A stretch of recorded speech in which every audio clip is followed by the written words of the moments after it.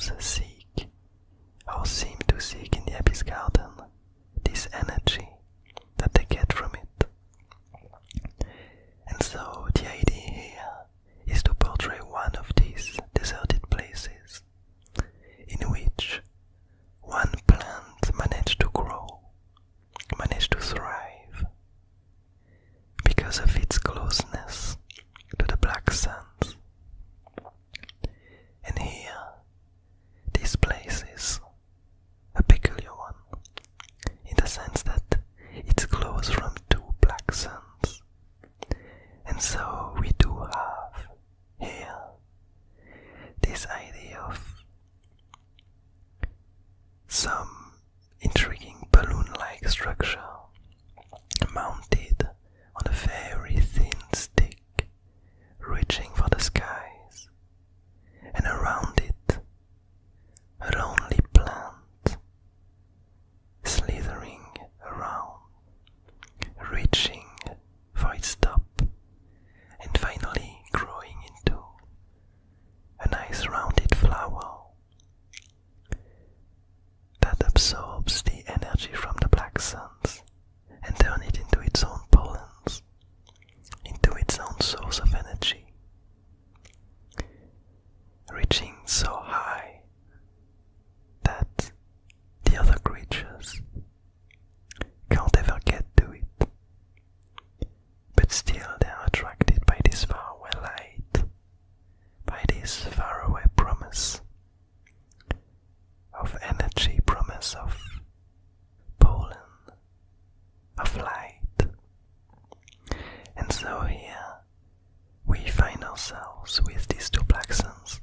with this plant on top of the lonely balloon structure that stretches from this highest rock, and below it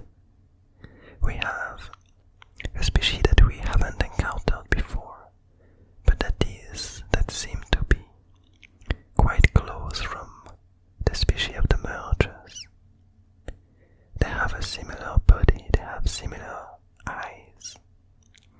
The only few things that differentiate them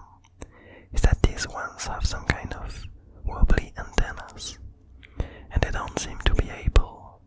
to merge, to shape-shift like the mergers do. And so we find these creatures at the bottom, seemingly desperately trying to reach for this high oasis. We have a few of them. It seems like they're starving, like they're extremely thin from their journey, from the travels that led them to this point. And as the last element of this doodle, what we see on the left is another of these creatures that seem to have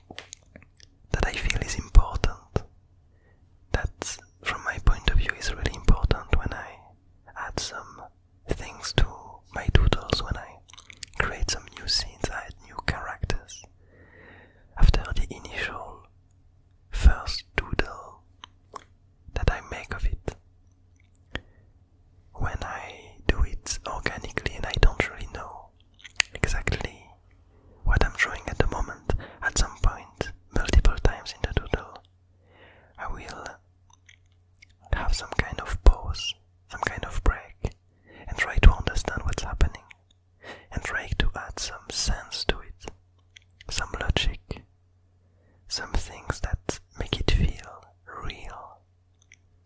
And here, this idea of the decaying body of this creature